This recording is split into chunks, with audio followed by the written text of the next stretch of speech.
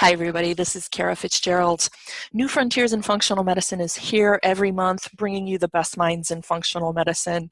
And we would not be able to do this over the years without the generous contributions from our sponsors. Biotics research. For over 40 years, the foundations of biotics research has been innovation and quality. Their goals remain unchanged. Innovative ideas, carefully researched concepts, and product development with advanced analytical and manufacturing techniques. Biotics nutritional products are of superior quality and effectiveness and available exclusively to healthcare professionals. Visit them at bioticsresearch.com. Integrative Therapeutics is focused on inspiring a better lifestyle through better health. By providing meticulously formulated nutritional supplements and valuable resources, Integrative Therapeutics promises to enrich your patients and embolden your practice. Welcome to your Integrative Therapeutics. Find them at integrativepro.com. I also want to give a shout out to our friends over at Rupa Health. They make lab testing easy, fabulous, doable for both you, the clinician, and you, the person being prescribed the lab, the patient. Consider using Rupa as just a super, super smart solution to all your functional laboratory needs. Thanks again to my wonderful Platinum sponsors. Hi, everybody. Welcome to a New Frontiers in Functional Medicine, where we are interviewing the best minds in functional medicine. And of course, today is no exception. Before I jump into my conversation with the amazing and wonderful Dr. Terry Wahls, I just want to give a shout out to our two big sponsors that make this podcast possible for me, day in and day out, month in and month out, year in and year out. And that is Rupa Health and Biotics Research. Two companies that I love, and I want to give them a particular shout out today because I recently got to hang out with both of them at the A4M in Vegas, where they kindly distributed both of my books. They're way over there, the Younger You book, which hopefully you're familiar with, but also the companion cookbook, Better Broths and Healing Tonics. I am most grateful to these companies for both being great companies and doing really good work and sponsoring our podcast. So without further ado, I'm going to tell you a little bit about Dr. Wahls. Of course, she doesn't really need an introduction, but I will tell you about her anyway. Dr. Wahls is an IFM certified practitioner. She's clinical professor of medicine at University of Iowa, where she conducts clinical trials in the setting of multiple sclerosis.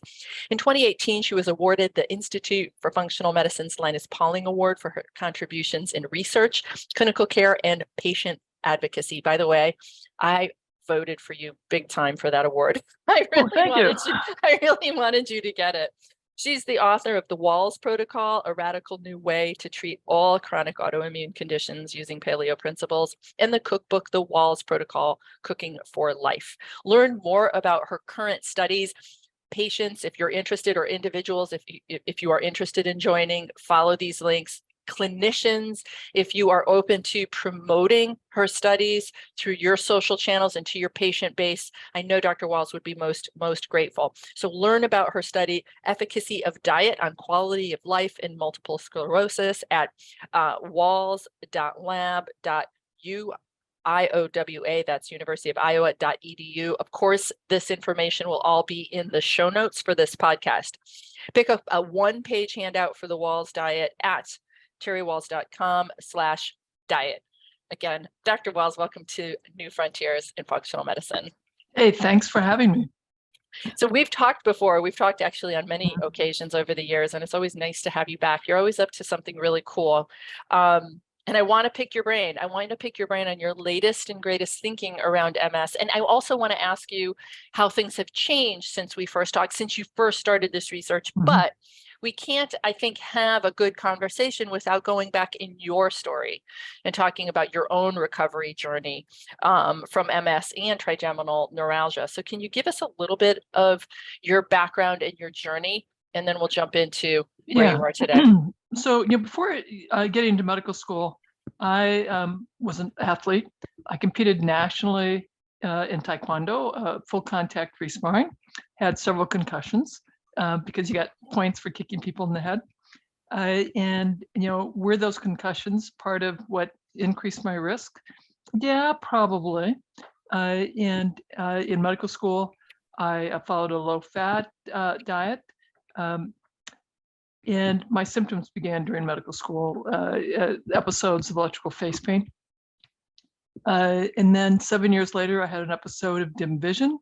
13 years later, so after 20 years of trigeminal neuralgia, I had leg weakness, saw a neurologist, and the diagnosis of relapsing remitting MS was made. I had 2 relapses. So really, my course was much more of a progressive MS. And within 3 years, I'm in a tilt recline wheelchair. I take mitoxantrone, I take Tysabri, I continue to decline. And that's when I go back to reading the basic science and decide that mitochondria drive disability and are the big driver for progressive forms of the disease. So I develop a supplement cocktail, which does slow my decline, helps me just a tiny bit. And then I discovered the Institute for Functional Medicine. Let me ask you. I want to hear all this, but I want to A, how old were you when it really kicked in, and then B, what was the supplement cocktail that helped a little bit? So I was 23 when I first started having symptoms. I'm 45 when I'm diagnosed. And when I'm 48, I'm in the tilt recline wheelchair. In the things I start adding coenzyme Q, B vitamins, methylfolate. Well, B vitamins, I didn't know to methylate them yet. So it was just B vitamins, creatine, carnitine. And it was those 4 things that, and at first, I couldn't really see any difference. And so after 6 months, I said, this is a waste, and I stopped them. And then I could not get out of bed. Wow. So for the first 24 hours, I was okay. But at 36 hours, I couldn't get up and go to work. Now, mind you, I have severe fatigue. I'm in a zero gravity chair at work because it's getting harder and harder to sit up. But I don't have any mental fog, brain fog. So I'm still going to work and functioning well. But again, 36 hours without my supplements, I didn't feel I could drive to work. And then after 72 hours, Jackie comes in and says, honey, I want you to try taking your supplements again. And so I took them that evening, next morning. I was like, well, I think I'm back to baseline. And so, yeah, I'm still exhausted, but I thought, wow, this is really interesting. So 2 weeks later, I stop everything. And again, for the first 24 hours, I'm okay. But at 36 hours, I am not. And I wait 72 hours before I take everything again. And then the next morning, I'm back to baseline. So that's when I was really excited, like, okay, I'm clearly figuring out some stuff that my neurologist and my primary care doc don't know to talk to me about. So now I'm much more interested in trying to spend a little bit of time reading more basic science, more supplement-based studies. And by then I'm assigned to the Institutional Review Board, and I tell the IRB that I want to review the brain-related trials. So now I'm reading more studies that are mostly drug studies, occasionally a device study, and getting more comfortable reading the basic science. And gradually I'm adding more stuff. At first I would go to my primary care doc and have her add it to my med list, be sure there are no adverse events. And then I quit doing that. Just like I would just tinker, and then I would tell her what I was up to when I went in. Let me just ask you, first of all, that's awesome. I mean, that's a pretty nice cocktail design for your, maiden voyage in this world. So hats off to you. And I want to know, I mean, it clearly made a difference. It made a profound difference, but still not the impact that nutrition would later. Would you say Yeah. that? You know, and when I took the IFM course, neuroprotection, you had a longer list, and I have to admit, I no longer recall what were the additional things that I was adding. Probably one of them was that I switched to methylated B12 and methylated folate, and then added more NAC, taurine, lipoic acid, magnesium. There may have also been some ribose in there as well. Sure. But you know, there was about 12 to 14 different things that I was taking.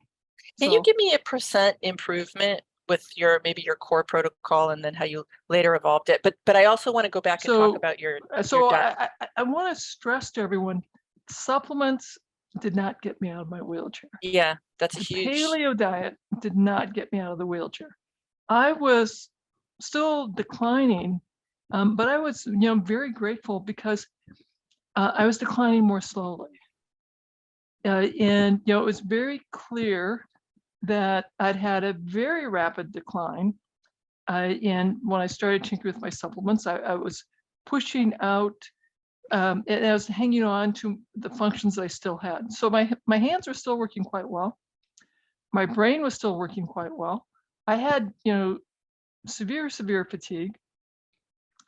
In the summer of 07, I was beginning to have brain fog. Yeah, and that's why my chief of staff pulled me into his office to tell me that he was reassigning me to the traumatic brain injury clinic, that I would start there in January. And then he described the job. I'd be part of a multidisciplinary team. I'd be doing primary care. There'd be no residents. So I'd be doing the exams, writing the notes, doing everything myself. And as I came home and I described that job to Jackie, she goes, "You can't do that." I'm like, "Yeah, I know, I probably can't." And so in January, I'll go to clinic and either I can do it, and if I can't, then I have to finally apply for medical disability. And John is probably trying to force my hand. Wow. Because as chief of staff, you could detail me to any position, and either I accept the detail or you resign. Wow. So I was like, okay.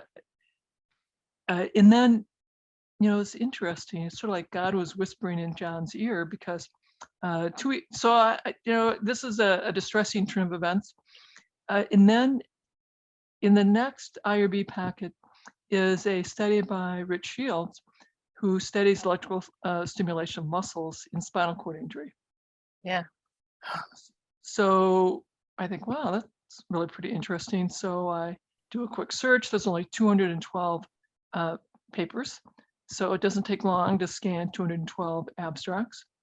And they're mostly are in athletes, a couple studies in cerebral palsy, a couple studies, it's certainly not an MS. But you know, I convinced my physical therapist, he lets me have a test session. He warns me that I can grow more muscles for you, but I don't know that your brain can talk to the muscles I grow. And it's quite possible that we will put more muscles on your legs that you cannot use, and the few steps you can take are going to be fewer still. Also says it's going to be painful, and you have a lot of issues with MS pain, and it definitely was painful. I mean, it was very painful.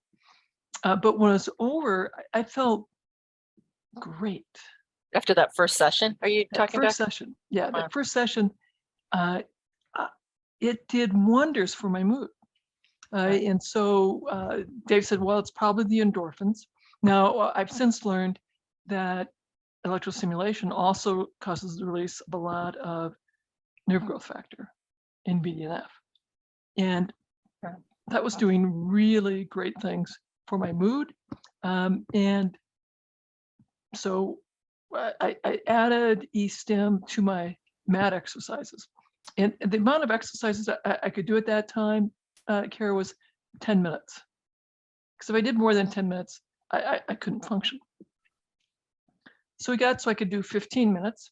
Then he had me doing 15 minutes in the morning, 5 minutes in the evening, then 10 in the evening. Then I got to do 15 and 15.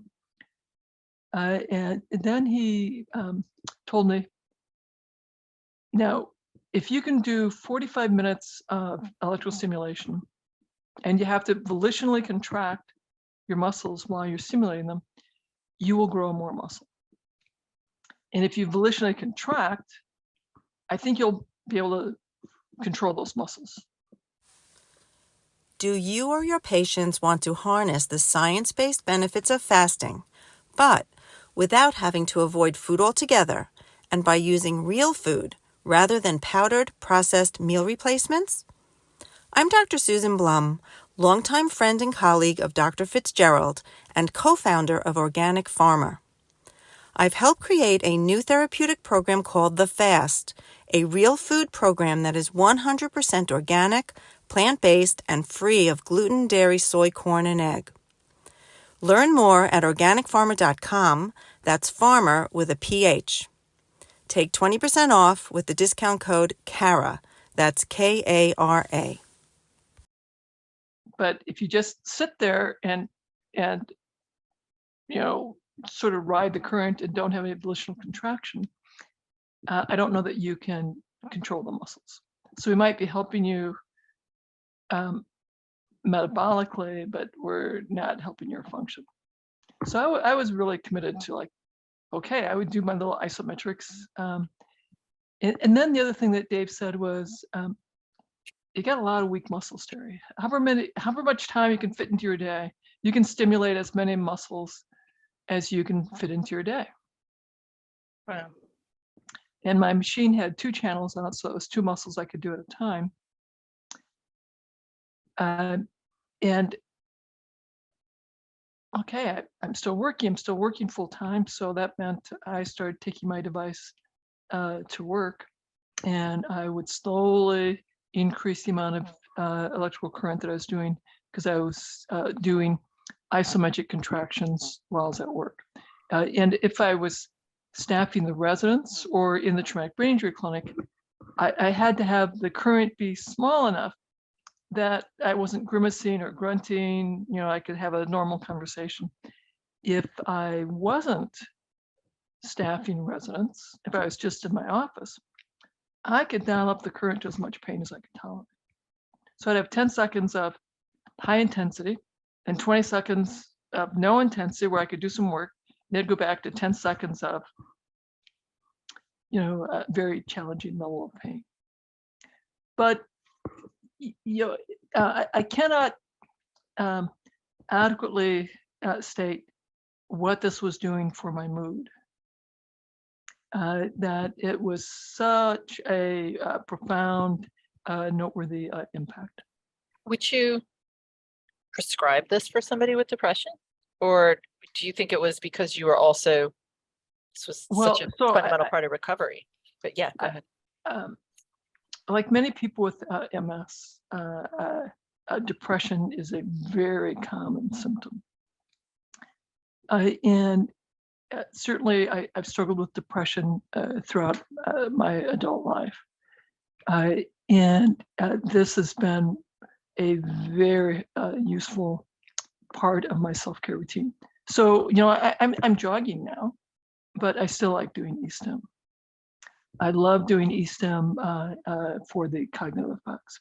I'll still do it with some exercise and strengthening, but I also love it for the cognitive effects.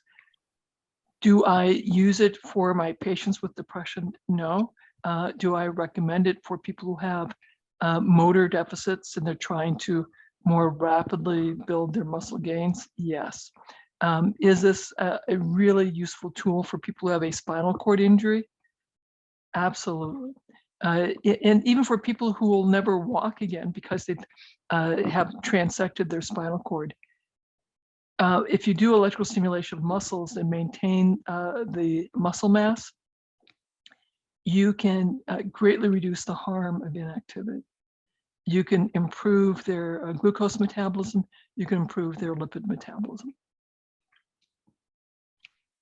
So that's, I have a lot of questions. I want to just put the story together with supplements, paleo plus e-stim, and then when you started walking, and you just mentioned you were jogging, so we'll get to that. But before you do that, I just want you to color in what your diet was. So when you first started doing supplements, were you eating this probably like a standard Well, American diet? I'm just curious. No, but so I've been a low-fat vegetarian for about 20 years.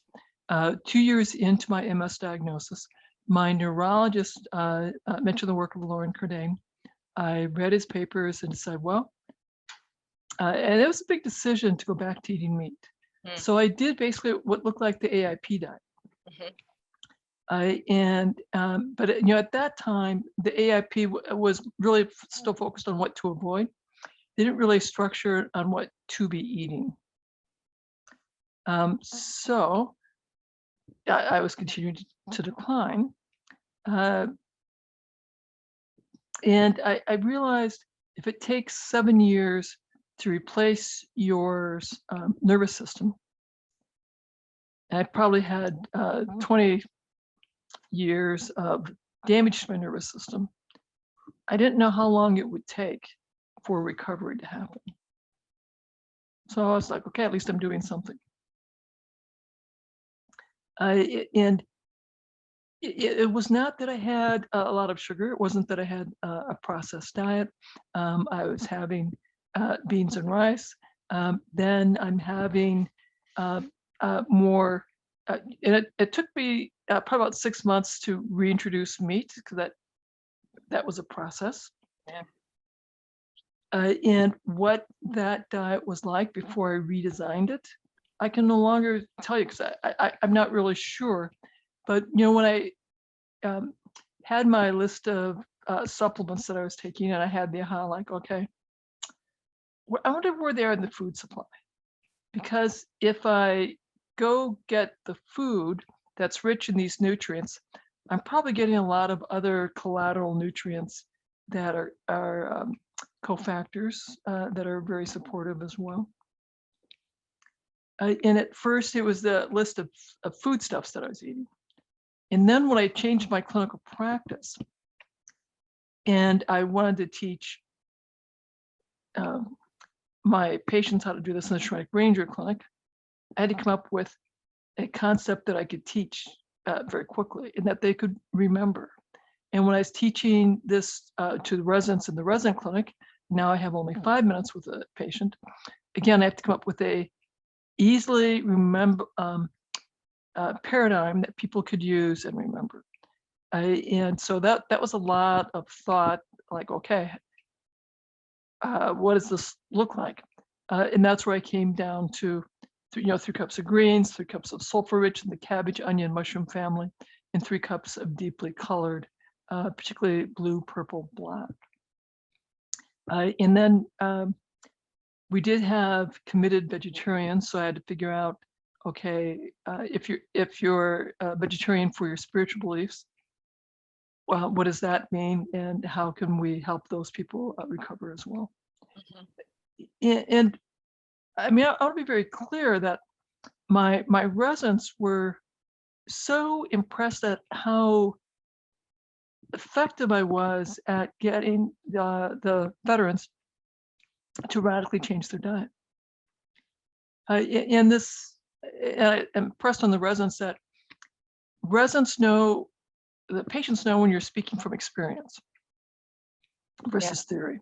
So if you're talking about how to improve diet and physical activity from your experience and your health transformation, they'll be curious and they'll be much more willing to try. And then if you tell them, okay, start with an easy to achieve next step, pick your start date. Adding is way easier than subtracting. So I recommend you start with the additions first, and then work on what it is that you're going to reduce and then eliminate.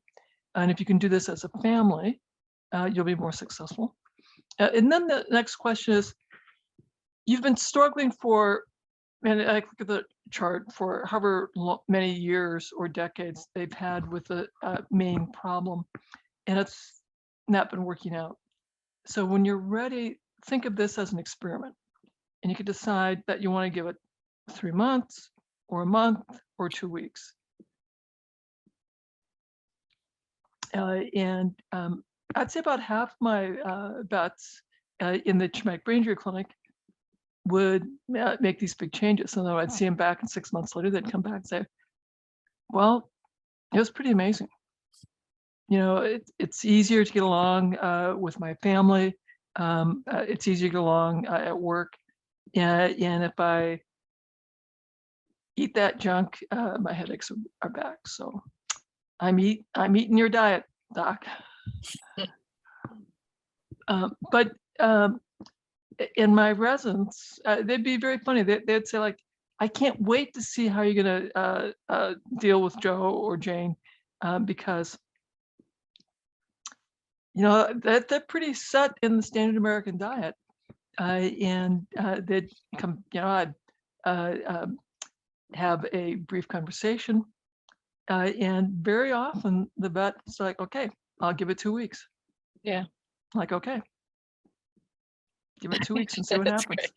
It's your authenticity, and it's that you're coming from a place of, you know, of truth and your experience, and there's a lack of judgment. I mean, there's just, you know, all the ingredients that make you Yeah, you know, such a, and I acknowledge that I get this may not be the right time for you, that get stuff going on at home, and so if it's not, that's fine. yeah. Pick a time when you think you could be successful. Couple of thoughts that I have. One, I just want to say, it popped into my head just again thinking about the e-stim and the fact that it increases BDNF, brain-derived neurotropic factor, which is extraordinary. So in my work in looking at epigenetics, we see hypermethylation of brain-derived neurotropic factor. So so the gene is inhibited, it's hypermethylated and shut down in depression and PTSD, and you know, in conditions that are present in vets, you're in the VA, as well as, of course, in MS. And I'm curious, I'm just musing, you know, what e-stim, what the influence of e-stim could be. There was an interesting study in vets with PTSD that showed cognitive behavioral therapy actually changed a PTSD associated hypermethylated gene, but it wasn't BDNF. It was a cortisol associated hypermethylated gene, but nonetheless, it was just cognitive behavioral therapy made a difference, and I just bet e-stim would. So, just as an aside, I bet it would. Mm-hmm. Yeah, of course, the diet intervention I'm sure does, as well as the supplements. But so, all right, so you layered in, you started with the supplements, and you were eating a diet that would have been. I started with changing my diet. Oh, you did paleo, then supplement. I did paleo first, then I did supplements. And so the paleo community wants to say that paleo got me out of the wheelchair. The supplement community wants to say the supplements got me out of the wheelchair. The e-stim want to say that that was enough to get me out of the wheelchair. I had to do all of it. I mean, I was profoundly disabled. Yeah. And so it's helpful, and the more of the components that you can do, the more of the dose you can do, the more rapid recovery can be. And then people will ask, okay, so has anyone else gone from your level of disability to jogging? Certainly in my clinical trials, we have some amazing videos of people who had remarkable improvements. You aren't going to get out of a wheelchair to jogging or walking without a lot of work. And the more severe the disability, the more work that's going to be required. We still, though, found people who, one lady took 126 seconds to get up out of a wheelchair, walk 8 feet, turn around, and come back and sit in her wheelchair. At the end of the year, she could do that task. She still needed her walker, but she could do it in 43 seconds. Another lady who had primary progressive MS, profound disability, It took her 21 seconds to make that task. In just 3 months, she's down to 15 seconds, doesn't need a walker anymore. And her fatigue is dramatically less. And by the end of the year, her fatigue is completely gone. Now, she still is, and I ran into my primary progressive patient when I was, because I still travel the state recruiting patients. And, she's standing up telling everyone, it's 10 years since I was in Dr. Wahls' study. If I hadn't met her, I would be bedridden or dead. And I'm playing in the senior center polka band. And she's doing the polkas. And if I stop doing the diet or I begin cheating on the diet, I can't function. It's sort of like you're at a revival meeting. And my previous study participants will stand up and they're sort of witnessing to the crowd. Do you have a video of that? That would just be really amazing if they were open to allowing them themselves to be filmed. It would really be powerful. Yeah, it would be. Just quick, thinking about your history, your timeline, experiencing concussions in Taekwondo when you were very young, before the onset of MS, and just following an extremely low-fat diet. I mean, those are things that you would, in somebody who may have a family history of MS or another neurodegenerative potential. I mean, would both of these be avoided? Well, it's sort of interesting. There are studies that suggest a low-fat diet can be helpful. Now, it will, because it's the ratio omega-3 to omega-6 that is also important, not just the total dose. So it's possible to do low-fat and do okay, but you need to have enough total cholesterol to make all of your hormones. So I just want to have the caveat that diet is really complicated. Yeah. I think that the key thing is got to get rid of the sugar, the processed foods. We need probably a lower carb diet, plenty of protein. Everyone knows that what I study are the ketogenic diet and the paleo diet, and I've been very pleased with that. We're writing grants now to also study the Mediterranean diet.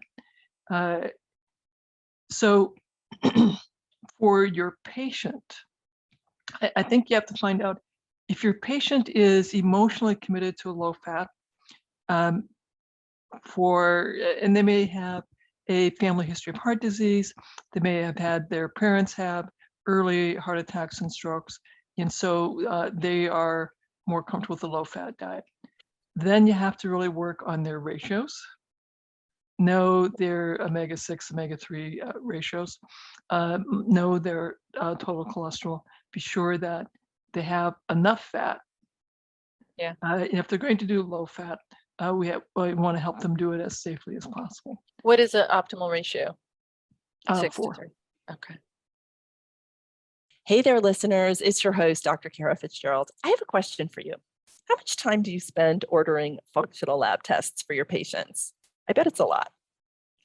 Ordering from multiple lab companies for hundreds of patients can quickly turn into hours of admin time. But there's a new way to order lab tests I'm excited to share with you. Rupa Health is a tool that lets you order from over 30 specialty labs in a single portal. You can order all the tests you normally do from companies like Dutch, Vibrant, Genova, and Great Plains, and so many more. Imagine you're ordering a hormone panel for a patient that includes tests from 3 different labs. You have to log onto 3 different websites, place separate orders, come back weeks later to check on tracking numbers, download results, et cetera, et cetera. Rupa eliminates all of that by having all ordering, tracking, results in a single place, and they also handle invoicing, tracking shipments, automated follow-ups, personalized instructions for completing tests, and much more. The best part about Rupa is that it is free for you. Go to rupahealth.com, that's RUPAHealth.com, rpahealth.com and join a live demo or sign up to see how it works. Now let's get back to today's show. 4 to 1. And correct, 4 to 1. And I want the total cholesterol preferably to be 200. Okay. Okay. So 4 to 1, that's omega-6s to omega-3s, which is achievable. That's not a You can do that with a low-fat diet. I want to be sure that the total cholesterol is at least 170, preferably 200. Yep. Okay. All right. Well, I really appreciate you spending time, a lot of time on the background. Let's, so it was the combination of all of them, but you got up, you were out of your wheelchair when you added in the e-stim for a certain period. So I added the e-stim. I was maybe getting a little bit better. I was beginning to sit up a little more easily. And then I redesigned my diet in its very intentional way. And then 4 weeks into that, it's clear that my brain fog is less, my energy is better. And my physical therapist says, Tara, I think you're getting stronger. I'm going to advance your exercises. And he gives me these little tiny weights, like 1 pound weights. And we advance my exercises. And I am, the speed of my recovery, and now I'm able to do a little more e-stim.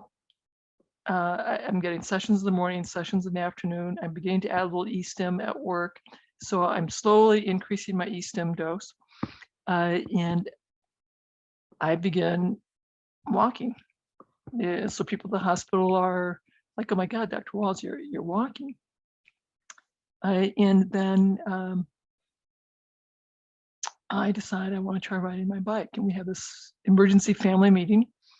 And Jackie tells my 16-year-old boy, 6'5", big strapping football player, and my 13-year-old daughter, they'll run on either side of me and she'll follow. And I bike around the block. And that big 16-year-old boy, he's crying. The 13-year-old daughter, she's crying. Jackie's crying. I'm crying. And I get emotional talking about that now, because when you have a progressive neurologic disorder, one of the things that you do is you let go of the future. You learn to take each day as it unfolds. So even though I'd been walking around the block, I'd been walking around the hospital, I let go of the future, and I didn't know what any of that meant until I rode my bike around the block. And that's when I understood that the current understanding of MS was incomplete, and who knew how much recovery might be possible. And then a few months later, Jackie signs me up for the Courage Ride, which is 18.5 miles. And, when I had to take a few breaks while we were biking, because that was a big jump, because I'd been up to 8 miles. So I was going from 8 to 18. But I crossed the finish line. So once again, everybody's crying. And that really changes how I think about disease and health, and it changes the way I practice medicine. And it will change the research that I do. So it's such an extraordinary story. When was that? When did you do that? So that was the fall of 08. So in October of 07, I cannot sit up. I'm having brain fog. And I'm thinking like, okay, I'm finally gonna have to take medical retirement. It's clear I'm on track to become bedridden, demented, and probably die with intractable pain. 1 year later, I do this 18.5 mile bike ride, and my chief of medicine at the university calls me into his office and says, I want you to get a case report written up. I go like, on me? I said, yeah. And then, so I start working on that. Then he calls me back and says, and I want you to write up the protocol and to do a safety and feasibility study to see if others with progressive MS can implement your program. And then we'll see, do we hurt anyone and what the effect size is in that line. And I'm like, well, that's not the kind of research that I do. It goes, I'll get you the mentors. That's the kind of research you're doing now. So I saluted And of course, that launched everything. Yeah. So we've done 7 trials. I'm in my 8th trial now. We've published 24 papers out of those 7 trials. I've got, probably another 6 that will come out in 2023. And when I first started talking at the local organic grocer and the local churches and then the community colleges, I was banned as a speaker. I was condemned for creating false hope, for having a dangerous message. But we've made a lot of progress. I go to these MS meetings. The neurologists are now stopping me saying, can I get a picture with you? My patients would really value that. My team is presenting. We have posters, we do oral presentations. And now more and more people are agreeing that diet really matters, that exercise matters, that my message that you got to fix the diet, that adding meditation or mindfulness strategy would be really helpful, and asking the patients to work with physical therapy to ensure lifestyle physical activity and exercise is really very helpful. So what had been so dangerous is we're getting closer towards that being embraced as appropriate care. And I predict in another 5 years, it would be considered malpractice to not be talking to your MS and neuroimmune patients about those things. Incredible. God, what a revolution. We have, my team did a network meta-analysis looking at all the diet studies. Yes. Good. I was going to ask that. And I can't tell you what we found yet because we submitted it to neurology. Neurology accepted it. There is a editorial. My postdoc was interviewed for their podcast, and I don't quite. We're still waiting on the page proof, so hopefully that will all be coming out very soon. The momentum is continuing to build that diet really matters, that there are a number of diets that have some very exciting and interesting research behind them. We've known for a long time exercise matters, and we've known for a long time that meditation and mindfulness is helpful. And I had this crazy wild ass idea that you ought to, if you have a terrible disease and you're disabled, you ought to be doing everything. Or at least everything that you possibly can. Yeah. And so we still writing grants. We're working on another grant for progressive MS, and I keep submitting these proposals, and I keep wanting to do multimodal interventions. And reviewers who grow up doing drug studies that can look at one molecular pathway don't like my multimodal interventions. And so my team and I debate. We do some single interventions, which is why I've done so many diet studies. But I keep submitting proposals to do diet and exercise or diet and multimodal because if you want to recover function, then you want to support the network as comprehensively as you can. Amen. Yeah. Mic drop. Just a couple more questions. I know we're at time here. Would you say diet, the optimal diet is somewhat individualized, or is there one of course diet it's going to be, there'll never be one diet that works for everybody. Is there is there some that is there a certain eating pattern that got a little more of course, the modified paleo diet, very helpful. Mediterranean diet can also be helpful. Ketogenic diets can be helpful. Would an intermittent fasting diet that's well structured be helpful? Yes. Fasting patterns, maybe that evidence is not quite so clear. The one diet that's terrible is the standard American diet. And before you send me on my way, I have to tell people about my study, efficacy of Yes. diet and quality of life. We're looking for people age 18 to 70 with relapsing remitting multiple sclerosis who are willing to be randomized. You'll have to come to Iowa at baseline, month 3 and month 24. Our primary outcome is quality of life. However, another really interesting hypothesis relates to brain volume loss. Because if you have MS, the rate of brain volume loss is 3 times as fast as occurs in healthy aging. Sort of a bummer. I'm hypothesizing that if you improve your diet, whether it's the keto diet or the modified paleo diet, or if you're in the usual diet arm and you follow our tips to improve your diet, we can get you to healthy aging rates of brain volume loss. And I fully, because people who enroll in dietary intervention studies enroll because they want to improve their diet and they're willing to do so. Now, the intervention arm gets a little more support. The usual diet arm will just get a monthly tip sheet from us. But if they follow those tips, they'll improve their diet and their brain volume loss will look like healthy aging as well. I fully anticipate everyone will improve. Will they all improve the same? That we don't know. Which diet will be better, paleo or keto? I don't know. Paleo is probably easier. Keto it's a little more challenging, but tremendous health benefits for both of those diet patterns. And following our tips be really helpful for people in the usual diet arm.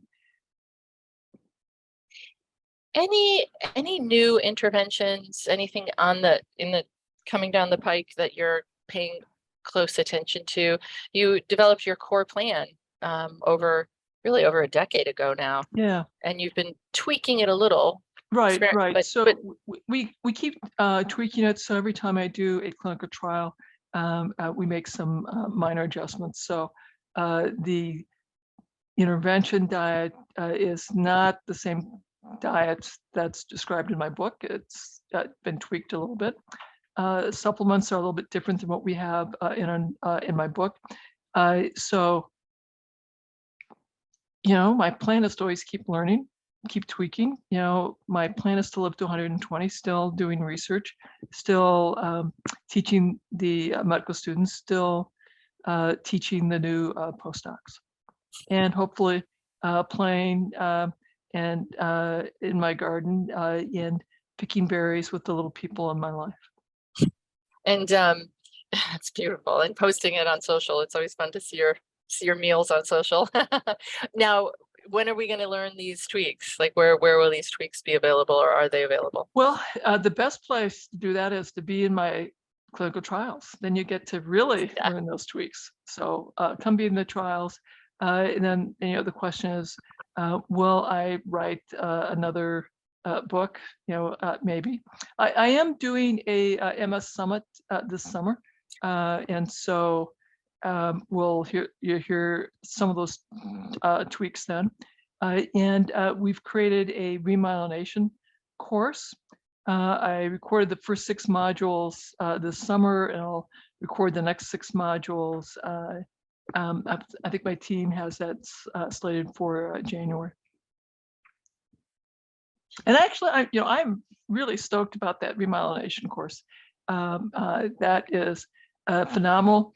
The first 6 has to do more with the interventions. The next 6 modules has to do with assessing where you're at, and then the science of how we actually implement all the stuff that I'm teaching you to do, because these concepts don't do you one bit of good if you can't implement them, and you don't know how to interpret them in the context of your circumstances.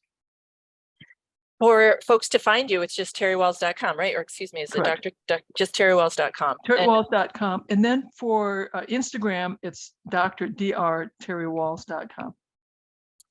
We will list everything in the show notes, folks, so that you have no trouble finding Dr. Wahls and her extraordinary work. And once again, Terry, just Again, we're thrilled to have you on New Frontiers.